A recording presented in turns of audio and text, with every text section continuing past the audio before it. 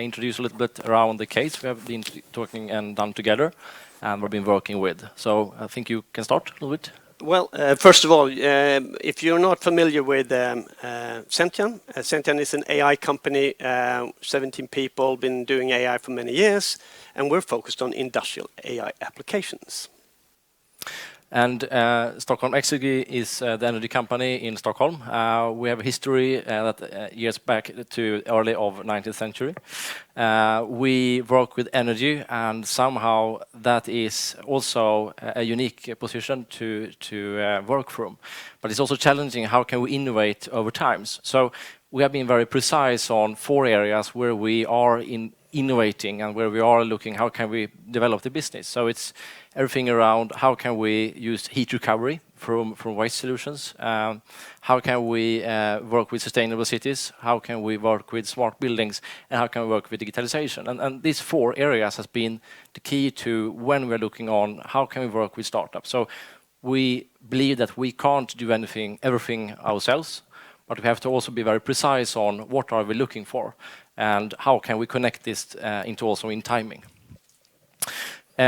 And to give some brief around when we came into touch with Sentian, where were we? So we had a thought, we had one case in mind. We have been started to work with digitalization within our production system. And we're thinking about how can we do this. We were quite clear on what were we after, what we were looking for. And it was actually in Malmö in late, I think, 2017, where we were looking for different kinds of startups. And then we find Sentian. And somehow we started with a pilot, and we were very precise on that this might be something to work from. And when we start with pilot projects, I would say that from a large company perspective, you don't always end up in what you thought it would be. So we started with one project, we'll come back to that. We started with one project, and then we finalized that project, and we saw that, okay, we'd like to continue with Sentian with something else that is not a pilot in terms of cooperation.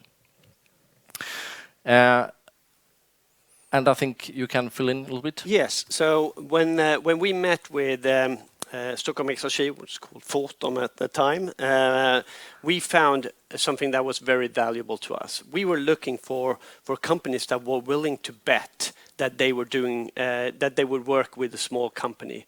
We were saying that we had innovation, and they wanted innovation and new thinking and new ideas, and thought that it was a good idea to go and look for that. And we on the other hand, as a small startup, we needed something else. We needed those companies that can trust and work with small companies that have the belief that this can add something to them, and not trying to do everything themselves or just buying from old established companies. Well, the logic is obviously that in order to become large and established, you have to start with something small from the beginning. So we had a match already there. The other one that we thought was fantastic was that Stockholm Exergi had a budget. They had decided that they wanted to do it, and had thought this through and had found the money to do it. And they had data. Well, we're in artificial intelligence, and data is the lifeblood of doing something in the area of artificial intelligence. So all of these 3, the trust that we could do, and the belief at least that we could do something with a small startup, and the fact that they had budgets, so practical things, that they had decided so much that there was money to do something, and there was data. So we could actually pretty quickly get to a cooperation that could be formalized. So bullseye from our side. That is how I think I phrased it when I talked to my colleagues afterwards. And let me continue on that one. So as Martin said, he thought that and had the feeling that we were quite precise on what we're looking for. But somehow you have to be quite open as well when working with startups, because somehow what we were after was the innovative part. So if we were looking for someone that was only stable, only robust, have a lot of processes and so on, then we probably would go to another large company. But for us, it's the collaboration part is so important, and somehow one of the main benefits working with the startups is also that you get a challenge on what you're looking for, how you work, the innovative part.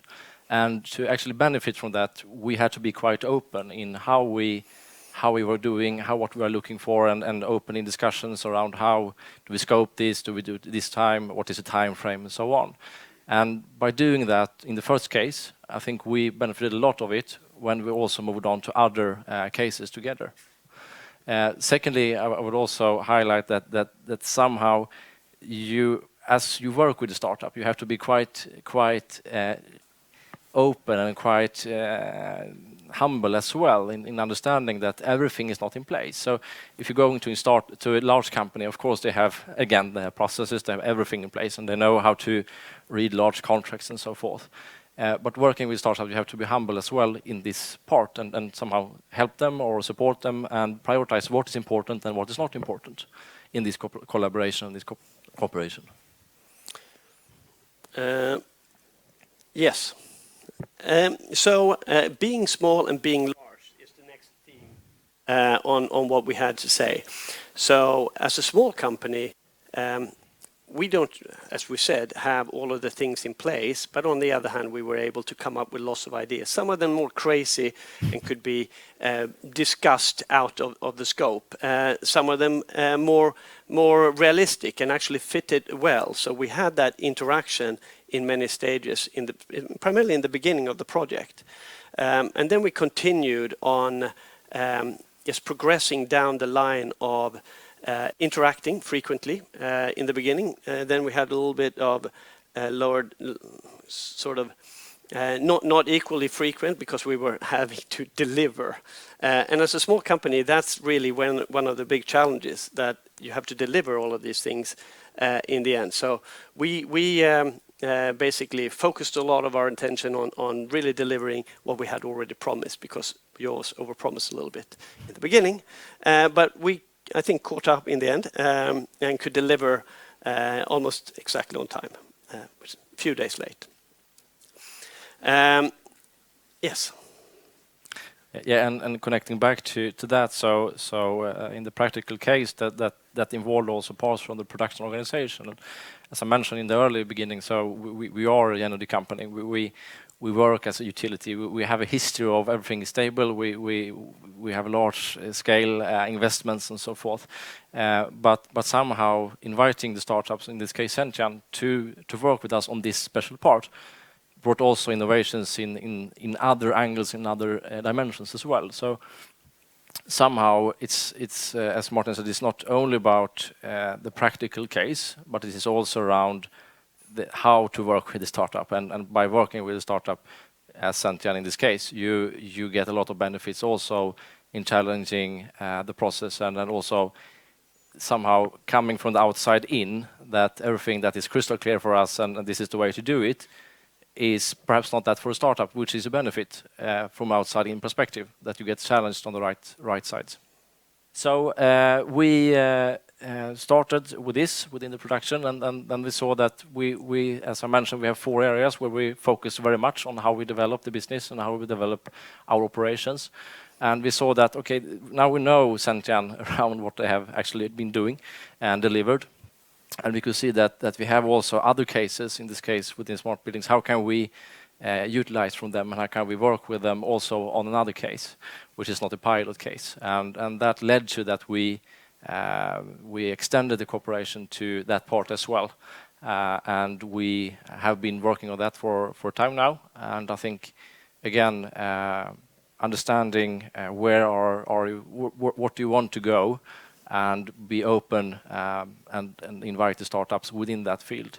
So be very precise on this is the area we are looking for innovation. This is the area we are looking for partners, and within that area we would like to achieve this. And within that you can be quite open with the startup as well. And from my perspective, it was encouraging to work with a company like Stockholm Exergi, because they really invited us to. I assume it was of that reason, we could actually take it to to have a number of new discussions where we could try and challenge and come up with new ideas, and we could evolve our cooperation. And we really wanted to do that. That was our goal, to take the first step and then get on and get that trust so we could go forward with new ideas. So, key learnings. We as a startup, we learned a lot from this cooperation. We have a few other customers. We've learned a lot from those too. So I'll sort of mix a little bit there. But one of these important things that startups can think about when they work with large corporations is not to be shy in asking things. Sometimes we're afraid to open ourselves that we may not be as good as we have promised or as good as we had intended. But it's important to ask, and it's important to discuss those things, and that is a part of the game of working between two of them, two big company. Well, one big and one small company. You have to dare to ask and dare to promote your own ideas and thinking, and not be sort of intimidated by the size of your partner. I think that is the key learning from our side. There are lots of other things about processes and making sure that you scope right in the beginning, not overpromise too much. Which I think we managed, but it's still an important thing to consider. And also believe in yourselves as startups, so that you dare to come with ideas and move the projects forward from these. What I think is actually what these large companies want, which is to come up with new technical ideas, new possibilities, new fresh ways of thinking on things. Yeah. So from the large corporation side, then I would summarize it in a couple of things. So first of all, I think building on what Martin said, so it's getting early. Get an open dialogue very early and get a closed dialogue very early, even though you think that you have everything scoped and that you are. So keep it early and do it. Second, get quality into it. Choose the few ones. If you don't, as us, you have to prioritize it. So prioritize the few ones, invest the time, and make the collaboration important in terms of what you want to do. So it's a timing question as well. So then you get a benefit very much and value out of it. And the third, I would say, it's easy to forget sometimes that you work with a startup. So you have to remind, and we have to remind ourselves that, okay, but what are our expectations? We went into this cooperation based on that we wanted to work with not a large company. So let's remind ourselves about it and also work with it internally with other persons that is perhaps not always involved as closely, but you have to work with purchase and legal and so forth. So we think that is summarizing the key takeaways from our side. Fantastic. Thank you so much.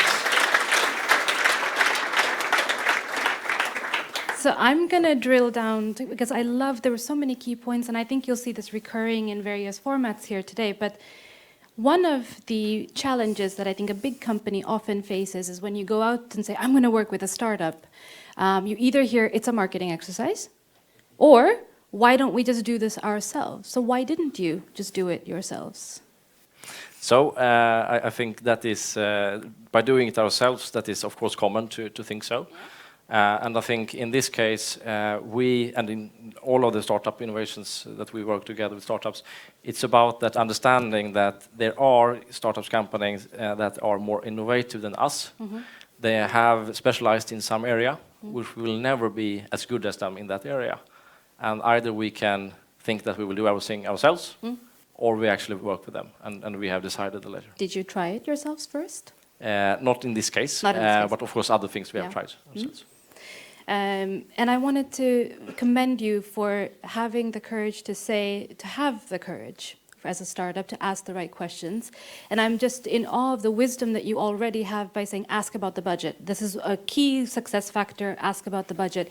I have met many startups that think that we corporates sit on a dragon's den of money and we just roll around in it occasionally and, you know, feels nice. And it is very difficult to secure a budget, and it's such a key question to ask. Another key question, how did you discuss things like IPR or legal, something you touched upon briefly? What was that discussion like? Well, that was a little bit of a tougher discussion. Yeah. But we had a long discussion on that in several iterations, and in the end we came to a very good conclusion. So we were happy about the outcome there. I think both of us. But I think that's a good question. But what I don't think one should do is to put too much of future into any of these discussions. Because if we do that, we as a startup, we always want to take the world. Large corporations, the same. They already think they own the world, to be honest. And if we don't look too far ahead, but look at the projects that we have in front of us and try to solve that situation, I think that is the key. And that from a startup point of view, taking the world, you just have to wait until the next customer. And I think the same for the large corporation is to be humble and say, well, maybe we don't have to take everything. And if you can find that way forward, then, I mean, it depends always on the situation, but we found a way that was very mutually beneficial. Fantastic. Thank you both for your time. It was wonderful to have you on stage and to have this discussion on the presentation. Thank you. Thank you. Thank you.